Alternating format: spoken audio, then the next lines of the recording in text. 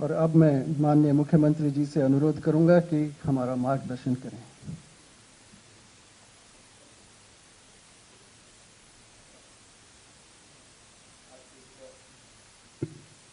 Press conference में हमारे सभी पत्रकार छायाकार बंधुओं, हम जानते हैं कि आज भारतीय संस्कृति के अग्रदूत स्वामी विवेकानंद जी का जन्म दिवस है 12 जनवरी, और इस दिन को हम राष्ट्रीय युवा दिवस ये मनाते हैं। युवा ही वास्तव में एक ऐसा हमारा स्रोत है ऊर्जा का कि जिसके उसकी अपनी टैलेंट, उसका अपना योग्यता, उसके अपने गुण, उसकी अपनी क्षमता, उससे हम अपने देश को, समाज को खूब आगे बढ़ा सकते हैं। हमने हरियाणा में युवाओं के विकास की ओर पर्याप्त ध्यान दिया है। हमने अपना जो ये दूसरा कार्यकाल शुरू हुआ, इसके घोषणा पत्र में जो उस समय घोषणा की थी कि युवाओं की अपनी पढ़ाई, युवाओं की स्किलिंग, युवाओं की क्षमता को बढ़ाना और साथ ही युवाओं को नौकरी के लिए बार बार जो आवेदन करना पड़ता है ये नहीं करना पड़ेगा, एक बार आवेदन करना पड़ेगा। उसी के ऊपर कार्यक्रम को आगे बढ़ाते हुए हमारी आईटी टीम ने, हमारे स्टाफ सिलेक्शन कमीशन ने मिलकर के एक जो पोर्टल बनाया उसका आज विधिवत लॉन्च किया है। इस अवसर पर मैं सभी प्रदेश के युवाओं को शुभकामना देता हूं। अपने एनआईसी, आईटी डिपार्टमेंट और स्टाफ सिलेक्शन कमीशन, इन सब के यानी कर्मचारियों को, अधिकारियों को भी बधाई देता हूं कि इन्होंने एक इस प्रकार का ये पोर्टल बनाया है। अब आगे से हरियाणा कर्मचारी चयन आयोग अपना जो सी और डी का जैसा बताया गया है, कर्मचारियों का जो चयन है वो इसी पोर्टल के माध्यम से ही करेंगे।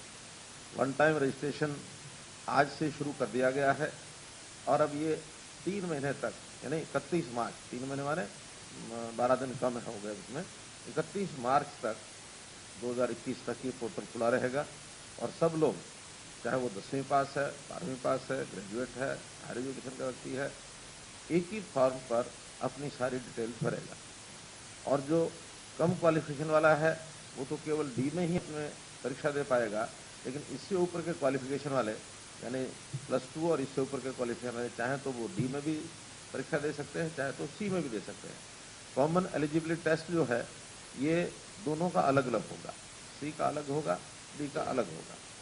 डी में तो जो भी उसकी मेरिट लिस्ट बनेगी इंक्लूडिंग सोशो इकोनॉमिक मार्क्स मिला करके, उस मेरिट के आधार के ऊपर ही जो ऊपर के जितने भी कैंडिडेट्स होंगे उनको ऑटोमेटिकली नौकरी मिलेगी। हाँ, उसमें जो विशेष उनकी उपलब्धि चाहिए, जिनके लिए जैसा विशेष उनका अनुभव या तकनीकी अनुभव, इसके अलग से जो सर्टिफिकेट की आवश्यकता होगी, उन सर्टिफिकेट के लोगों को ही अपनी मेरिट के हिसाब से वहाँ नौकरी मिलती जाएगी। अलग से दूसरा टेस्ट नहीं होगा। लेकिन ग्रुप सी में डिपार्टमेंट की जो भी पोस्ट होंगी उस पोस्ट के हिसाब से उसका एक टेस्ट दोबारा होगा। और वो जैसे बताया कि अगर 30 पोस्टें हैं अप टू 30 तो 5 टाइम अलग से दूसरा टेस्ट नहीं होगा। लेकिन ग्रुप सी में डिपार्टमेंट की जो भी पोस्ट होंगी उस पोस्ट के हिसाब से उसका एक टेस्ट दोबारा होगा। और वो जैसे बताया कि अगर 30 पोस्टें हैं अप टू 30 तो 5 टाइम्स, 30 से 50 तक 150 फिक्स होंगे और 50 से ऊपर 3 टाइम्स, ताकि फिर वो 50 से ऊपर 3 टाइम 150 से ऊपर निकल जाएंगे। तो इस प्रकार से 3 स्लैब्स उसके बनाए गए हैं और मैं समझता हूं कि बहुत बड़ी एक सुविधा ये युवकों को, क्योंकि एक ही युवक बार बार टेस्ट भरता है, बार बार टेस्ट के लिए फार्म भरता है और उसको बार बार फीस देनी पड़ती है। उसकी बजाय वो 3 साल के लिए एक बार ही अपनी पात्रता टेस्ट के लिए ही फीस होगी। अगर वो दूसरी बार उसको इंप्रूव करना चाहता है तो उसको फीस वो दोबारा देनी होगी, क्योंकि मुख्य जो कॉमन एलिजिबिलिटी टेस्ट है ये फीस उसकी है। बाकी जितने भी आगे टेस्ट होंगे ग्रुप सी के उसमें कोई भी फीस नहीं होगी। तो इसलिए और जब भी वो आखिरी फीस जमा कराएगा उसके 3 साल तक वो वैलिड रहेगी। उस 3 साल से, मानो पहले साल कराता है 3 साल तक, और हो सकता है वो दूसरे साल फिर जमा करा के अपना टेस्ट देना चाहता है तो फिर चौथे साल तक रहेगी। तो इसलिए ये एक 3 साल की उसकी एलिजिबिलिटी हर टेस्ट की ये रहा करेगी। मित्रों, जैसा आप देखते हैं पहले हमारे फीस देनी होगी तो वो टेस्ट की उसकी भी फिर 3 साल वैलिड हो जाएगी।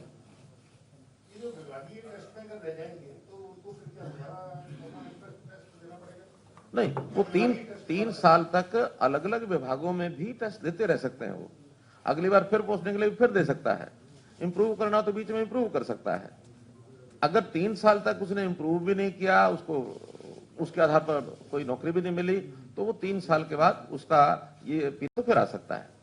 सामान्यतः होगा ये कि जो एलिजिबिलिटी टेस्ट में हायर मार्क्स के जितने भी बच्चे हैं, कैंडिडेट्स हैं, वही नौकरी के लिए बार बार प्रयत्न करेंगे। बहुत नीचे जो रह जाएंगे वो या तो इंप्रूव करेंगे या छोड़ के अपना काम करेंगे, क्योंकि इसमें हर एक बार के लिए उनको अलग अलग लालसा तंग नहीं करेगी। क्योंकि अभी तो क्या होता है, एक मान लो 5000 पोस्ट हैं, उन 5000 पोस्ट के लिए भी 10 लाख लोग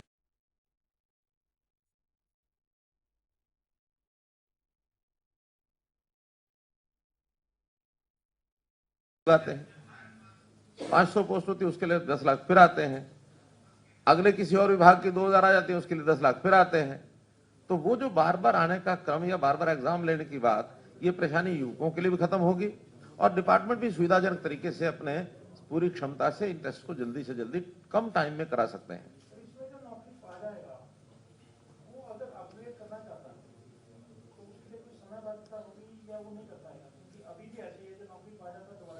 देता है, देता रहेगा वो। हाँ, वो दे सकता है। वो इस आधार पर ये रजिस्ट्रेशन तो उसका नौकरी का खत्म हो गया, वो नए सिरे से रजिस्ट्रेशन करा के फिर कर सकता है, क्योंकि एक बार नौकरी जिसको मिलेगी वो इसमें से डिलीट हो जाएगा।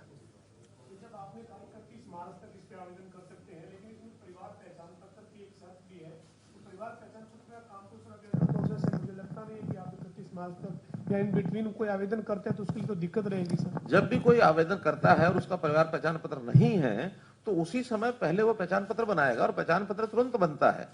वो तो जो नहीं बनवा रहे वो पूरा करने के लिए समय लगेगा, लेकिन आवेदन करने से पहले अगला अपना परिवार पहचान पत्र कहीं भी किसी भी सेंटर पर जाके बनवा सकता है। बनवाएगा, अपना नंबर लिखेगा, उसको रजिस्ट्रेशन करेगा। तो इसलिए परिवार पहचान पत्र में टाइम नहीं लगता है। हाँ, एक चीज और क्लियर करनी है कि ये परिवार पहचान पत्र हरियाणा के डोमिसाइल का ही बनता है, लेकिन डोमिसाइल पहले कभी हमारे यहाँ 15 साल की पीरियड था कि जो 15 साल से हरियाणा में रह रहा है उसी का डोमिसाइल बनेगा। अब उसका हमने पीरियड 5 साल कर दिया कि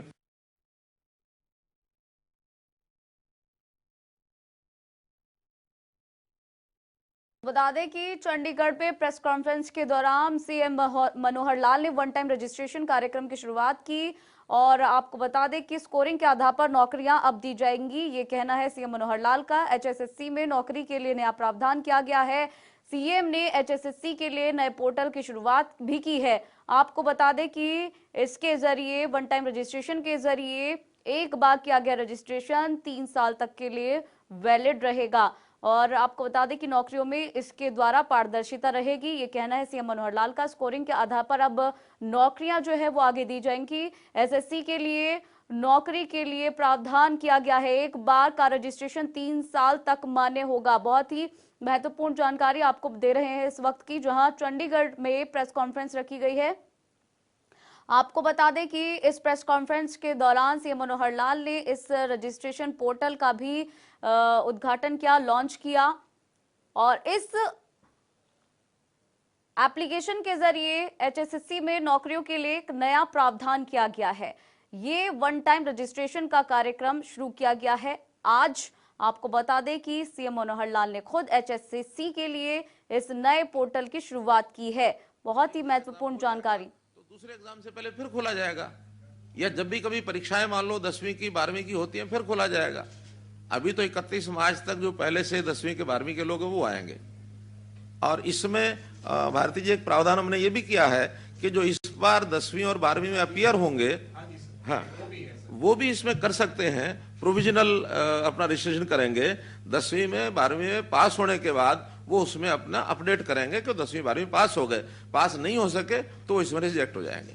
प्रक्रिया की बात होगी, लेकिन टारगेट क्या रखा है सरकार ने? जिस तरह से कोविड का समय रहा, कुछ भर्तियां बंद भी हुई, प्रक्रिया तो एक सिंपल होगी, उसके लिए टारगेट भी होगा? कोई टारगेट नहीं है, सभी लोग रजिस्ट्रेशन कर सकते हैं, सबका टेस्ट होगा।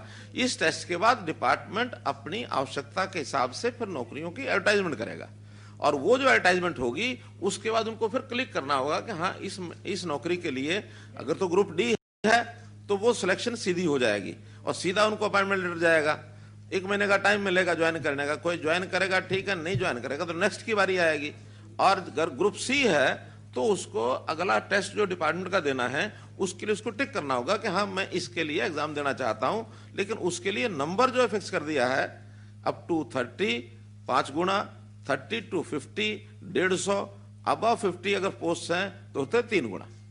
तो उतना जो अपर होंगे, मानो एग्जाम लेना है 200 लोगों का, टिक कर दिए 400 लोगों ने, तो मेरिट में अपर 200 होंगे, उन्हीं का एग्जाम होगा, बाकी का नहीं होगा।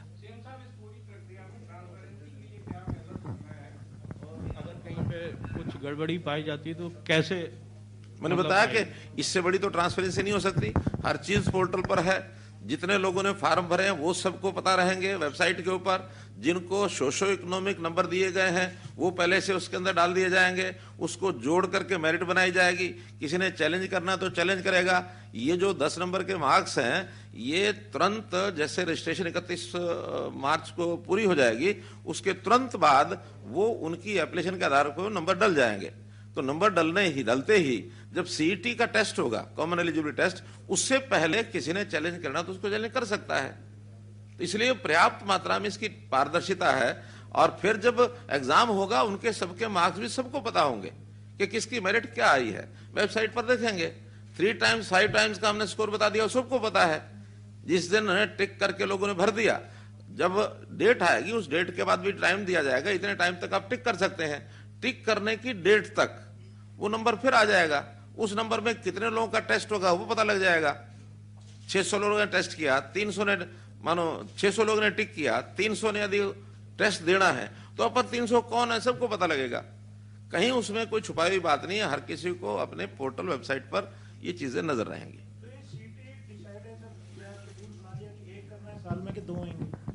ऐसा कि अभी इस पर काम चल रहा है, क्योंकि ये कोई भी तैयारी होगी वो कम से कम 5 महीने 6 महीने उसमें लगने हैं। आज उसकी तैयारी शुरू करेंगे, इधर से रजिस्ट्रेशन चलता रहेगा, तो 6 महीने का मतलब है जून से पहले तो ये नहीं होगा। तो पहला टेस्ट जून में होने के बाद तभी हम डिसाइड करेंगे कि अगला टेस्ट कब करना है। लेकिन साल में एक जरूर होगा, अगर आवश्यकता रही तो भी हो सकते हैं।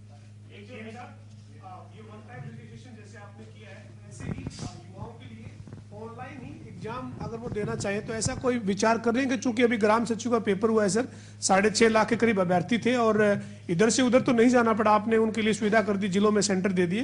लेकिन इसके बावजूद 1-2 जगह से ऐसी चर्चाएं रही सर कि पेपर लीक हुआ है। हालांकि आधिकारिक तौर पर आपके पास या चेयरमैन साहब के पास जानकारी होगी कि क्या वाकई में पेपर लीक था या अफवाह थी। लेकिन क्या ऑनलाइन एग्जाम भी बच्चे दे सकें, जो बच्चे कंप्यूटर पे लैपटॉप पे ऐसे सेंटर बना दिए जाएं? अभी ग्रुप सी और डी के लिए एलिजिबिलिटी टेस्ट ये ऑनलाइन नहीं है। ऑनलाइन का विचार भी करेंगे तो हायर जो टाइप की जो नौकरियां होंगी उसके लिए करेंगे, क्योंकि 10वीं का 12वीं का ये विद्यार्थी अभी ऑनलाइन की लेवल पर नहीं आ सकता कि उनको हम ऑनलाइन लें, पहली बात।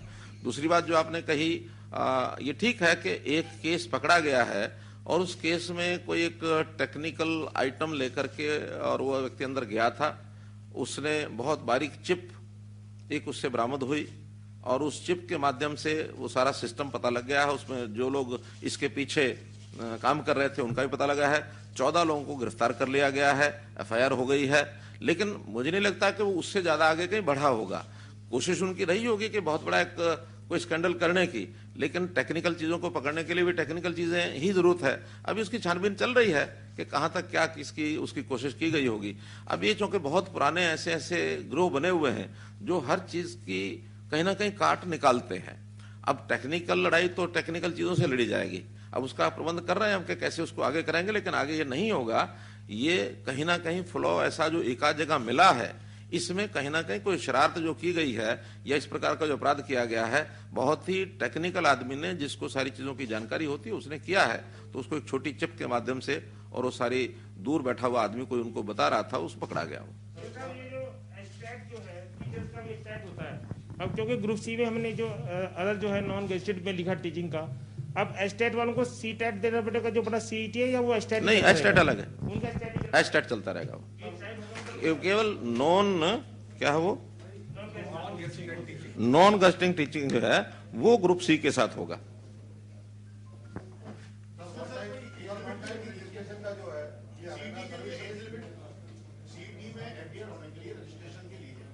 वही जो नौकरियों के लिए है वही एज लिमिट है, 42 वर्ष और 47 वर्ष।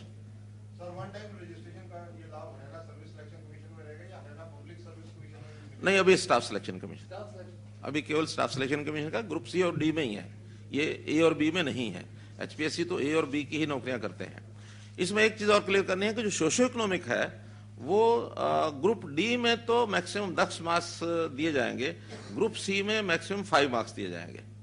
उसमें 2-3 तरह के प्रावधान होते हैं कि जिसके घर में कोई नौकरी नहीं है, कोई भी नौकरी नहीं है एक भी ब्लड रिलेशन में, तो उसको ही 5 मार्क्स दिए जाते हैं। फादरलेस जो है उस जवान को भी 5 नंबर दिए जाते हैं, या विडो है 5 नंबर है, और इसी प्रकार की 2-3 कैटेगरीज है, लेकिन टोटल मिलाकर के वो 10 से ज्यादा नहीं होंगे और ग्रुप सी में 5 से ज्यादा नहीं होंगे। अब की बार टारगेट क्या है सरकार का नौकरियों का, कि कितनी नौकरियां निकाली जाएंगी इस वर्ष में? और क्योंकि अभी पहले जो 5000 पुलिस की है वो अभी तो मैं एक जानकारी आपको ये दे रहा हूं कि हमने किया क्या क्या है पिछले 6 साल के अंदर।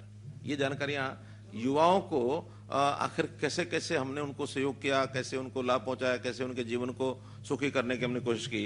आपको ध्यान में है कि पहले जितने भी ये पर्ची खर्ची के सिस्टम चलते थे, भाई भतीजावाद, पैसा लेना, ये करना वो करना, अपने अपनों को दे मुड़ मुड़ रेवड़ियां, देखिए अब सारा पूरा मत क्या करो आप लोग।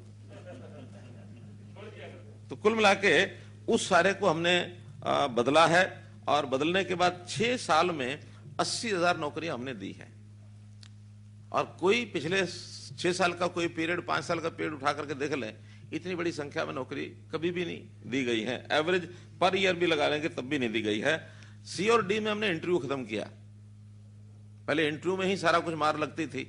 हमने देखा ये पीटीआई वाला केस, हमने देखा ये C&V आर्ट वाले, वो जो ड्राइंग टीचर जो थे, केवल इंटरव्यू के ऊपर उठा के भर्तियां कर दी गई। सुप्रीम कोर्ट में जाकर के उनको अल्टीमेटली उनकी नौकरियां कैंसिल हुई। अब एक व्यक्ति धोखे से, सच्चाई से, बुराई से, बेईमानी से मानो नौकरी ले गया, और उसके साथ 10 साल के बाद, 15 साल के बाद ये स्थिति बनती है, क्या यानी परिवार का बनता होगा, उसके प्रति हमें यानी हमारी संवेदनशीलता उनके प्रति जरूर है। गलत हुआ, ठीक हुआ, एक वो भूमिका जिसकी है उसकी है, लेकिन जिसने नौकरी ली वो जैसे भी ले गया, लेकिन 16 साल के बाद, 15 साल के बाद उसको नौकरी से बाहर कर दिया गया।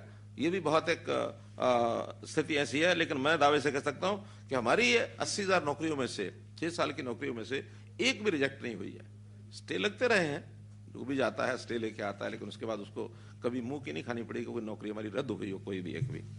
पुलिस में भी हमने TRP system, transparent recruitment process जो चलाई थी, सबसे पहले हरियाणा में चलाई गई, जिसके अंदर यानी लगभग 8-10 हजार पुलिस की भर्तियां हमारी पिछले 6 साल में हुई हैं, चाहे वो सब इंस्पेक्टर की हुई हैं, चाहे वो कांस्टेबल की हुई हैं, पुरुषों की, महिलाओं की, सब तरह की। लेकिन हमने सिस्टम उसमें दायर किए और सिस्टम के अंदर कभी कोई फ्लॉ नहीं निकला, और अच्छे अच्छे लोग, यानी आज पुलिस का जो नया बैच है, बहुत अच्छे पढ़े लिखे, अच्छे यानी होनहार, और उसमें से हमने एक और छूट दी उनको कि आपको आगे प्रमोट करना, अपने आप को कैरियर बनाना है, आपको आगे जाने के लिए कोई भी टेस्ट देना, NOC नहीं लेना पड़ेगा। Just you inform your department कि मैं एक टेस्ट देने जा रहा हूं। पहले क्या होता था, NOC लेना अनिवार्य होता था, और NOC लेते समय ऊपर के अधिकारी भी सोचते थे भी ये नीचे का आदमी हमारे काम का आदमी है, हमने ट्रेनिंग इसको दी है, ये जाएगा तो हमें छोड़ जाएगा तो फिर हमारा काम खराब होगा, हमें नई भर्ती करनी पड़ेगी। नो, हम उस नौजवान के कैरियर में बाधा नहीं बनना चाहते। पहले मैं जो अगली बातें थोड़ी सी बता देता हूं, फिर पोर्टल पर फिर आ जाएंगे वापस। पोर्टल की काफी बातें बता दी हैं। 75% उद्योगों में प्राइवेट नौकरी के लिए इसका कानून हमने बनाया है कि हरियाणा के युवक को प्राथमिकता मिले। ये ठीक है, इसमें काफी कुछ चर्चा, बहस ये सब चलती है, चल भी रही है, लेकिन मैंने कहा अगर उपलब्ध है हरियाणा का नौजवान तो उसको नौकरी पहले मिलनी चाहिए। उपलब्ध नहीं है तो बाहर से ला सकते हैं। इसका मैकेनिज्म वो सारा हम बना रहे हैं। विदेश सहयोग विभाग हमने बनाया है, कल ही उसमें मीटिंग हुई है कि हमें अपने नौजवानों को, हमारे यहाँ जो वर्कफोर्स है ये काम करने के लिए विदेश में भी अगर जा सकते हैं, उनको फैसिलिटेट किया जाए। कॉलेजेस में फ्री पासपोर्ट बनाने की हमने सुविधा दी। क्या फॉर्म भरिए, कोई भी पोस्ट यानी ग्रेजुएट होने वाला विद्यार्थी अपना पासपोर्ट वहीं से लेकर के जा सकता है, उसका कोई शुल्क नहीं लगेगा। और 6800 विद्यार्थियों को इस साल ये पासपोर्ट दिए गए हैं जिन्होंने अप्लाई किया है फ्री ऑफ कॉस्ट। इसी प्रकार की स्किलिंग के भी हम कार्यक्रम चला रहे हैं। हमारा जो स्किल डेवलपमेंट यूनिवर्सिटी बनाई है, हर प्रकार की स्किलिंग, चाहे वो 10वीं पास है, चाहे ग्रेजुएट, पोस्ट ग्रेजुएट, +2 कोई भी है, ताकि जिस चीज की आवश्यकता है उसकी स्किलिंग और वो करवाई जाए और उनको आगे बढ़ाया जाए। ये भी हमने जो काम किया है उसके अंदर भी केवल यूनिवर्सिटी में 12,000 विद्यार्थी वो स्किलिंग का उनका तैयारी हो गई है। और इसके अलावा स्किलिंग यूनिवर्सिटी के इंडस्ट्री के साथ एमओयूज हो रहे हैं। लगभग 50 इंडस्ट्री के साथ एमओयू हुए हैं, जहां इंडस्ट्री में ही ट्रेनिंग दी जाएगी जिस चीज की आवश्यकता है, और वही इंडस्ट्री उनको एब्जॉर्व करेगी। ट्रेनर्स उन यूनिवर्सिटी वाले होंगे, सर्टिफिकेट स्किल यूनिवर्सिटी देगी, उनकी देखरेख में उनकी ट्रेनिंग का जो एग्जाम पार्ट है वो स्किल यूनिवर्सिटी करेगी। और उसका एक एमओयू करने के बाद इसमें भी बड़ी संख्या में नौजवानों को भर्ती हो रही है। हमने रोजगार मेले भी लगाए, 577 रोजगार मेले लगे हैं 6 साल में। 60,800 बेरोजगार युवाओं को उसमें नौकरी दी गई है। और इसके अलावा निजी कंपनियां जैसे ओला, उबर, GS4, जोमेटो और स्विगी, इनके साथ भी हमने अनुबंध किए और उसमें भी 79,000 युवाओं को रोजगार के अवसर प्रदान किए।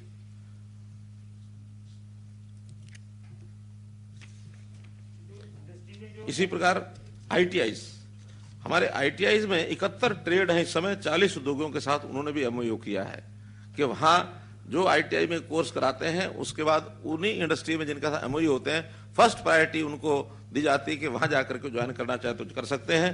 इसमें भी बहुत बड़ा एक युवाओं को रोजगार का ये सारा विषय मिला है। जैसा मैंने कौशल विश्वविद्यालय के MOUs का विषय बताया है, जो इंडस्ट्री के साथ किए गए हैं उसमें भी 71,000 युवाओं को और ऐसा उन इंडस्ट्री में जाने का अवसर मिला है। कोचिंग के नाते भी जैसे युवाओं को, जो गरीब विद्यार्थी हैं, अच्छे होनहार हैं, इनके लिए सुपर 100 कार्यक्रम चालू किए, अभी 2 चल रहे हैं। इस बार से हमने उसकी 4 की घोषणा की है और वहां गरीब विद्यार्थी फ्री कोचिंग लेता है और फ्री कोचिंग उनको एक अच्छे लेवल की कोचिंग दी जाती है। और दोनों कोचिंग सेंटर से इस बार 83 युवा ऐसे हैं जिनको IIT और मेडिकल कॉलेजेस में एडमिशन मिले हैं। तो इसमें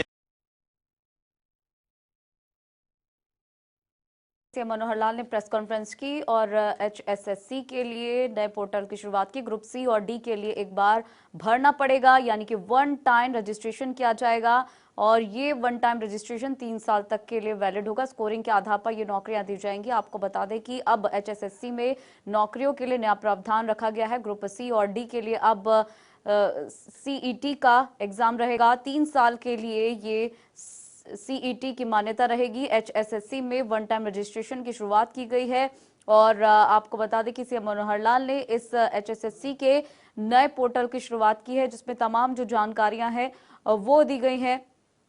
रजिस्ट्रेशन के लिए सिर्फ एक बार फीस देनी पड़ेगी और स्कोरिंग के आधार पर ये नौकरियां दी जाएंगी। और इस नाते से आज के इस कार्यक्रम में इस पोर्टल का जो शुभारंभ हुआ, इसका भी बहुत बड़ा युवाओं को लाभ होगा।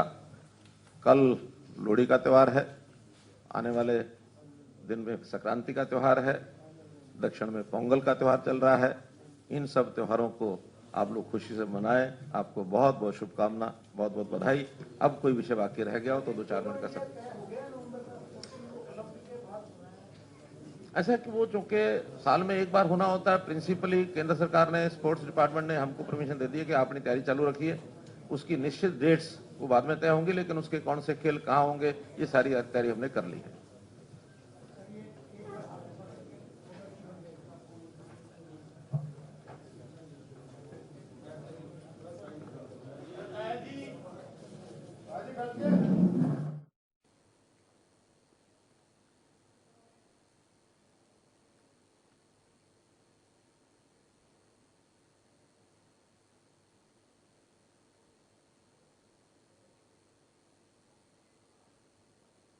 बता दें कि नौकरी के लिए एकल पंजीकरण पोर्टल का आज शुभारंभ किया गया है। कॉमन पात्रता परीक्षा प्रक्रिया इसके द्वारा शुरू की गई है। चंडीगढ़ की प्रेस कॉन्फ्रेंस की तस्वीर हम आपको दिखा रहे हैं।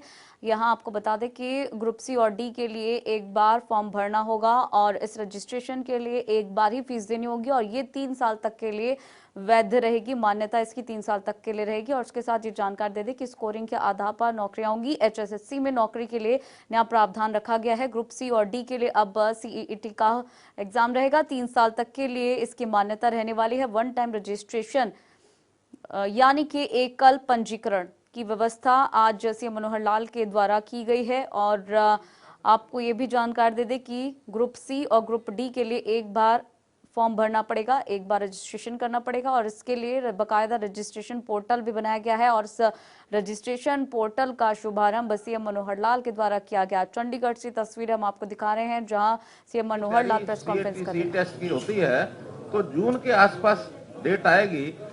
उससे पहले सोशो इकोनॉमिक जो मार्क्स देने होंगे उसका भी वेरिफिकेशन या उसकी कोई ऑब्जेक्शन आते हैं तो उस ऑब्जेक्शन को दूर करना, ये अप्रैल में ये काम होगा, जून में ये टेस्ट होगा और जून के बाद इसकी भर्तियां होंगी। धन्यवाद।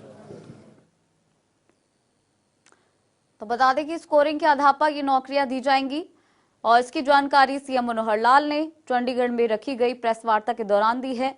और उसमें बताया कि कैसे ग्रुप सी और डी के लिए अब CET रहने वाला है। 3 साल के लिए इसकी मान्यता रहेगी, यानी कि एक बार पंजीकरण कराना पड़ेगा 3 साल तक के लिए। वन टाइम रजिस्ट्रेशन कार्यक्रम की शुरुआत की गई। बड़ी खबर इस वक्त की, चंडीगढ़ में CM मनोहर लाल ने प्रेस कॉन्फ्रेंस के दौरान ये जानकारी दी और वन टाइम रजिस्ट्रेशन की शुरुआत की। CM ने की HSSC के लिए नई पोर्टल की शुरुआत। ग्रुप सी और डी के लिए एक बार भरना होगा फॉर्म। आपको बता दें कि बड़ी जानकारी, रजिस्ट्रेशन के लिए एक बार देनी होगी फीस जो कि अगले 3 साल तक के लिए मान्य रहेगी। स्कोरिंग के आधार पर ये नौकरियां दी जाएंगी। बेहद महत्वपूर्ण जानकारी। HSSC में नौकरी के लिए ये नया प्रावधान रखा गया है और इसके लिए पोर्टल भी लॉन्च किया गया है CM मनोहर लाल के द्वारा। बेहद महत्वपूर्ण जानकारी इस वक्त की। और 3 साल तक के लिए CET की मान्यता रहने वाली है। तो युवाओं के लिए नए विकल्प खुलेंगे इस पोर्टल के जरिए। तो बता दें कि इस कार्यक्रम की शुरुआत आज CM मनोहर लाल ने चंडीगढ़ में प्रेस कॉन्फ्रेंस के दौरान की।